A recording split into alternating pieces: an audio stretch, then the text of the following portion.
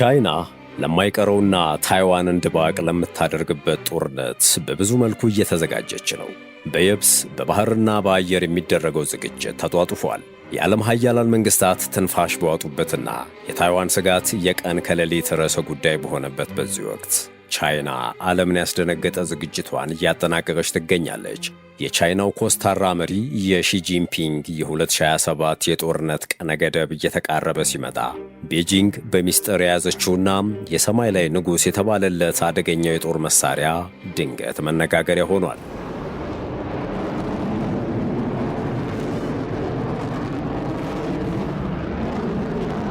ይህ አውሮፕላን ተራ የጦር ጄት አይደለም። ከአሜሪካው ኤፍ-35 እጅግ የላቀ ከራዳር እይታ ውጭ የሆነና በጠላት ሰማይ ላይ ሆኖ ጦርነትን እንደ ቼዝ ጨዋታ የሚዘውር የበረራ ማዘዣ ጣቢያ ነው። እናም በአየር ላይ ለሚደረግ ጦርነት እንኳን ለታይዋን ቀርቶ በሩቅም ኢንዶ ፓሲፊክን መቆጣጠር የሚያስችል የጦር ጄት ሰርታለች። እንደተገኘው መረጃ ከሆነ ጦርነቱ ሲጀመር የቻይና አየር ኃይል የአየር ውጊያውን የሚያዘው ከመሬት ላይ ካለ ማዘዣ ጣቢያ ሳይሆን አሁን በሰራው ግዙፉ ጄ36 ጄት ውስጥ በጠላት የአየር ክልል ውስጥ ሆኖ ነው።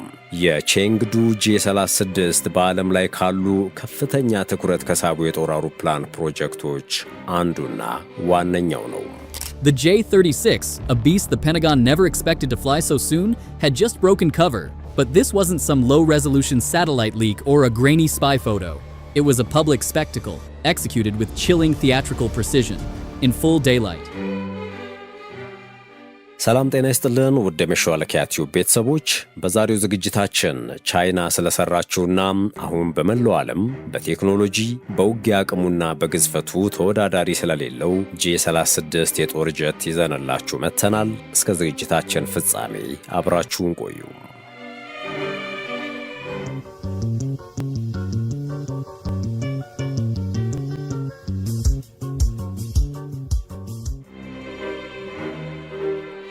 የቻይና መንግስት ይፋዊ ስያሜውን እንዲህ ብዬ ሰይሜዋለሁ ብሎ ባያረጋግጥም፣ ነገር ግን የመከላከያ ተንታኞች በአንዱ የሙከራ አውሮፕላን ላይ በሚታዩት መለያዎች አውሮፕላኑን ጄ36 እያሉ እየጠሩት ይገኛሉ።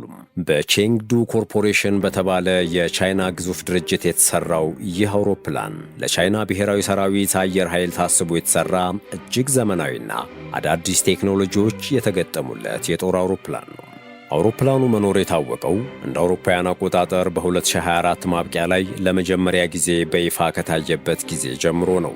ይህ የጦር መሳሪያ ጠበብት ጄ36 ያሉት የጦር ጀት ያልተለመደ ዲዛይኑ፣ ትልቅ መጠኑና በአየር ላይ ጦርነት ሊኖረው የሚችለው ከፍተኛ አቅም በብዙዎች ዘንድ በጉጉት እንዲጠበቅ አድርጎታል።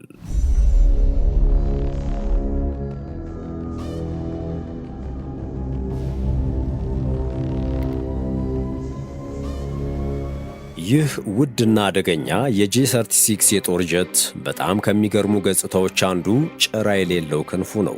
በካርታ ጨዋታ ላይ ዳይመንድ የሚባለውን ቅርጽ አይነት ያለው መሆኑ ለዘርፉ አዲስ የሚባል የዲዛይን ልህቀት ሆኖ ተመዝግቧል። ከዚህ በፊት በዓለም አቀፍ ደረጃ ከሚታወቁት ልክ እንደ ጄ20፣ ኤፍ-35 ወይም ኤፍ-22 ካሉ ከተለመዱ የውጊያ አውሮፕላኖች በተለየ መልኩ ጄ36 ቁልቁልም ሆነ አግድም ቅጥያ ክፍሎች የሌሉት መሆኑ ነው። እነዚህ ተቀጥላ ክፍሎች ከዲዛይኑ ላይ መወገዳቸው የራዳር እይታ ውስጥ የመገኘት ዕድሉን በንጽጽር ከቀድሞዎቹ የጦር ጀቶች አንጻር የሚቀንስ ሲሆን ከተለያዩ አቅጣጫዎች የሚኖረውን የመተጣጠፍ አቅምም በብዙ እጥፍ ያሻሽላል። የአውሮፕላኑ አካል የአየር ላይ ግዝፈትን በመቀነስ በራዳር ውስጥ ሳይገባ የሚፈለግበትን ተልዕኮ በብቃትና በከፍተኛ የበረራ ፍጥነት እንዲፈጽም ያስችለዋል። ተንታኞች እንደሚያምኑት በአጠቃላይ የጀት ዲዛይኑ በከፍተኛ ደረጃ በራዳር በታጠረና በተጠበቀ የአየር ክልል ውስጥ የመቆየትና ሳይጠቃ የመትረፍ አቅም እንዳለው ይናገራሉ።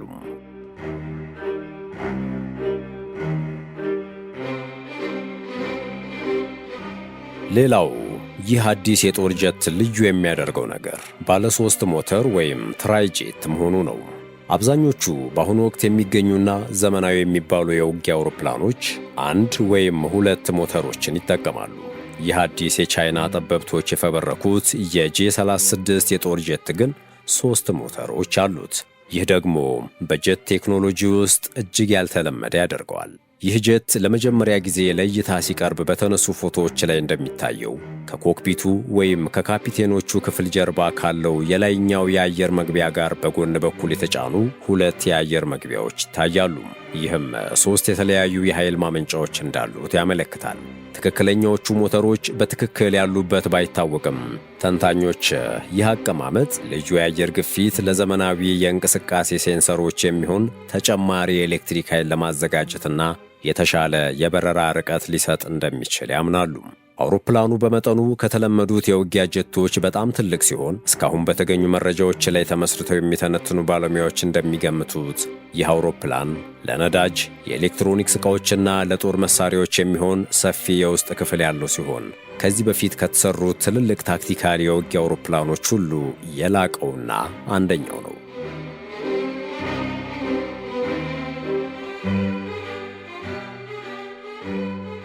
ይህ እጅግ ግዙፍ የሆነ መጠን ያለው ጄት በዋናነት ቻይና ኢንዶ ፓሲፊክ ቀጠናን ያለማንም ተቀናቃይ ለማስገበር ለምታደርገው ጥረት እጅግ ወሳኝ ነው። ይህ ግዙፍ ጄት ባለው የነዳጅ የመያዝ አቅም ምክንያት በአየር ላይ ነዳጅ መሙላት ሳይፈልግ በኢንዶ ፓሲፊክ ቀጠና ውስጥ እጅግ ረጅም ርቀት የሚጠይቁ ተልዕኮዎችን ያለማቋረጥ ማከናወን ያስችለዋል።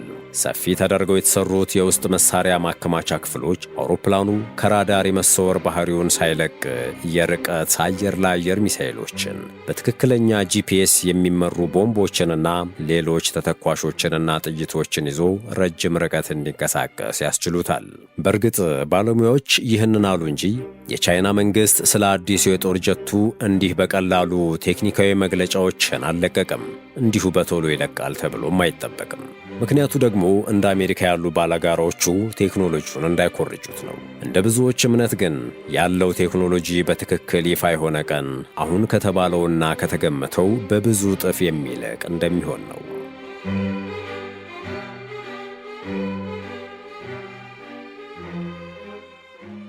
ቼንግዱ በተባለች የቻይና ከተማ አቅራቢያ የሚበር የሙከራ አውሮፕላን ወይም ፕሮቶታይፕ ከታየና ፎቶዎችና ቪዲዮዎች ኦንላይን ላይ ከወጡበት ታኅሳስ 26 2024 ጀምሮ የጀቱ ጉዳይ ዓለም አቀፍ ትኩረትን ስቧል።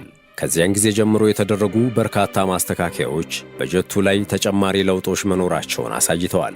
ይህም ተከታታይ የሆነ የበረራ ሙከራ ፕሮግራም መኖሩን በግልጽ ያመለክታል። በሂደት ከተደረጉ ማስተካከያዎች ውስጥ በማረፊያ ጎማዎች፣ በሞተር ጭስ ማውጫዎችና በመቆጣጠሪያ አካላት ላይ የተደረጉ ማሻሻያዎችን ያካተተ ነው።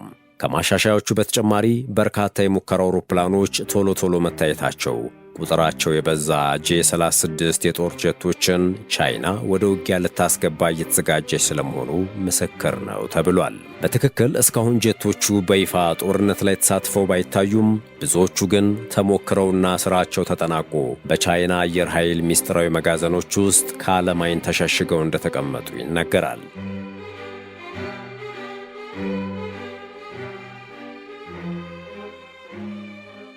የጄ36 የተባለ አዲስና ግዙፍ የጦር ሞዴል የስድስተኛ ትውልድ የውጊያ አውሮፕላን ነው። በአጠቃላይ ስድስተኛ ትውልድ የጦር አውሮፕላኖች በጠላት የራዳር እይታ ውስጥ የመታየት ዕድላቸው እጅግ ዝቅተኛ፣ ከዚህ በፊቶቹ የጦር ጀቶች የላቀ የእንቅስቃሴ ሴንሰሮች የተገጠመላቸው፣ በአርቲፊሻል ኢንተለጀንስ የሚታገዝ ደህንነቱ የተጠበቀ የግንኙነት መረብ ያላቸው ናቸው። ከሁሉም የላቀው ደግሞ አብራሪው በበረራ አሊያም በውጊያ ሂደት ላይ ቢጎዳም ወይም ሌላ ጥቃት ቢደርስበት ያለ አብራሪ መብረር የሚያስችል ቴክኖሎጂ ተገጥሞላቸዋል። ይህም ማለት አብራሪ ሳይኖረው በአማራጭ አብራሪው ሊሰራቸው የሚችሉ ማንኛውም አይነት ሥራዎችን ይሰራል። በአየር ላይ ካሉ የራሱ ወገን ከሆኑ ራስ ገዝ ድሮኖች ጋርም የመረጃ የመለዋወጥና የመተሳሰር ችሎታም ይኖራቸዋል።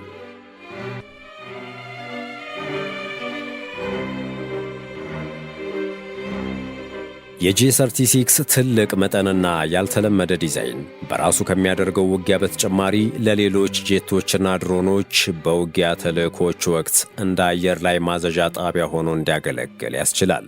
ይህ ደግሞ ከዚህ በፊትም ያልተሞከረና በዘመናዊ የውጊያ ታሪክ ውስጥ ተደርጎ የማያውቅ ነው። ቻይና ካለችበት ስትራቴጂካዊ ቀጠና አንጻር ሲታይ አውሮፕላኑ በምዕራብ ፓስፊክ ውቅያኖስ ላይ ለሚደረጉ የረጅም ርቀት ተልዕኮዎች የተመቻቸና ፍቱን አማራጭ ነው። በቅርብ ርቀት የሚደረግ ውጊያ ወይም ዶግ ፋይቲንግ ላይ ብቻ ከማተኮር ይልቅ ተንታኞች እንደሚገምቱት እንደ አየር ላይ ቅድመ ማስጠንቀቂያ አውሮፕላኖች፣ የአየር ላይ ነዳጅ የሚሞሉ አውሮፕላኖች፣ የትዕዛዝና ቁጥጥር አውሮፕላኖች እንዲሁም የባህር ኃይሎች ያሉ ከፍተኛ ዋጋ ያላቸውን ኢላማዎች በረጅም ርቀት ለመምታት ታስቦ የተሰራም ድንቅ ፈጠራ ነው።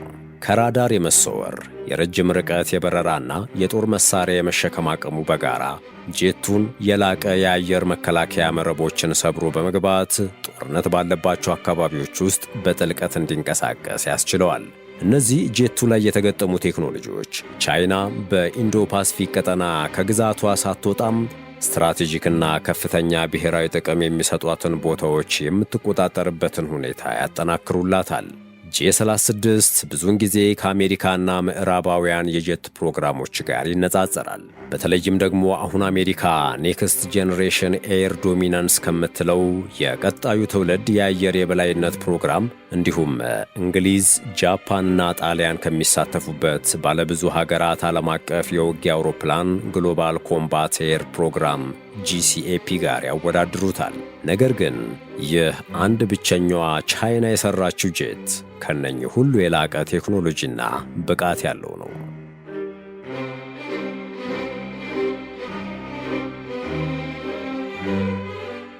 ቻይና ስለ ጀቱ አሁንም ጉዳዩን በሚስጥር ይዛ ቀጥላለች። ስሙንም ተልዕኮውንም አፈጻጸሙንም የሞተር አይነቱን፣ መሳሪያዎቹን፣ የራዳር ስርዓቶቹን ወይም አገልግሎት የሚጀምርበትን ቀን በይፋ አልተናገረችም። በእርግጥ ቻይና የመስራት እንጂ የማውራት ልምድ የላትምና ሁሉም የሚጠብቀው የአውሮፕላን ድንገት ጥቃት አድርሶ ዓለምን የሚያስደምምበትን ቀን ነው። ጄ36 ግን የቻይናን ወታደራዊ ልዕልና ወደ አዲስ ምዕራፍ የሚያሸጋግርና የምዕራባውያንን የአየር የበላይነት በጽኑ የሚፈታተን የቴክኖሎጂ ውጤት ነው። ቻይና ብዙ ማውራትን ሳይሆን መስራትን መርጣ በዝምታ ብትቀጥልም ይህ ግዙፍ ጄት ግን ነገ የታይዋን ብቻ ሳይሆን የጠቅላላው የኢንዶ ፓስፊክ ቀጠና ዕጣ ፈንታ ምን ሊሆን እንደሚችል ፍንጭ የሰጠ ይመስላል። የስድስተኛው ትውልድ ቴክኖሎጂ የታጠቀው ይህ ጄት አሜሪካንና አጋሮቿን ምን ያህል ያሰጋቸው ይሆን? ቻይናስ በዚህ ጄት ታግዛ የታይዋንን ጦርነት በአጭር ጊዜ ታጠናቅቀው ይሆን? የእናንተን አስተያየት በኮመንት መስጫው ላይ ብታካፍሉን ደስ ይለናል።